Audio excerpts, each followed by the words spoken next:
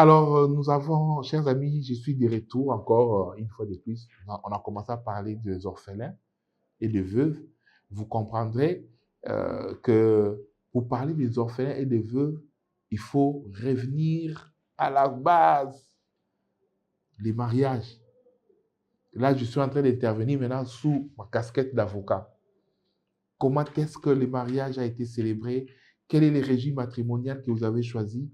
C'est en fonction, c'est là que les choses commencent.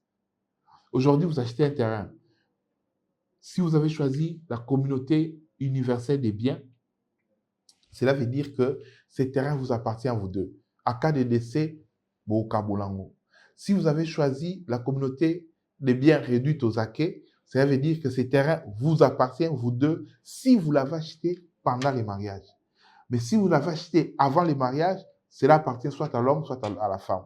Si vous avez choisi la séparation des biens, ça veut dire que les terrains que vous achetez chez nous appartient soit à l'homme, soit à la femme. Vous voyez? Mais l'erreur que nous commettons, c'est que nous nous sous-estimons au début de notre relation. Ça veut dire que quand on se marie, on se dit, toi, on a besoin de l'autre côté. Tout ça, c'est la communauté des biens. Or, la force, la capacité que chacun de nous déploie dans les mariages peut venir faire la différence par la suite. Cela veut dire quoi? Par la suite, on réalise que l'homme c'est la même personne qui a développé par après des aptitudes importantes qui lui ont permis d'acquérir beaucoup plus de biens. Cette personne-là commence à se poser des questions s'il doit absolument partager ces mêmes biens avec sa femme ou vice-versa, la femme qui se pose des questions si elle doit partager ses biens avec l'homme.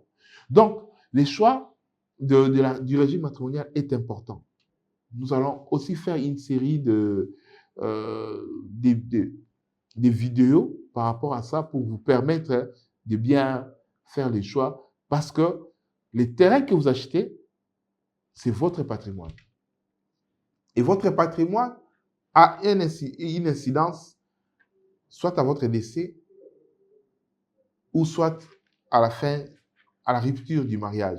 Ce sont des choses importantes et je souhaite que vous puissiez vraiment, vraiment nous suivre pour comprendre ces choses. Et cela aussi a des conséquences lorsque on liquide les régimes matrimoniaux et lorsque on répartit les biens successoraux, c'est-à-dire on doit remettre aux héritiers leur quote-part.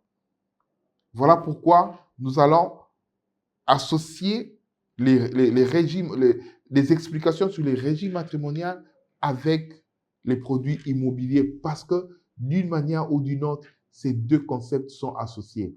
Tu achètes les terrains, tu enrichis ton patrimoine et après, tu auras à les donner ou à les faire hériter à d'autres personnes, à tes héritiers ou sinon, tu auras à les partager avec ton conjoint.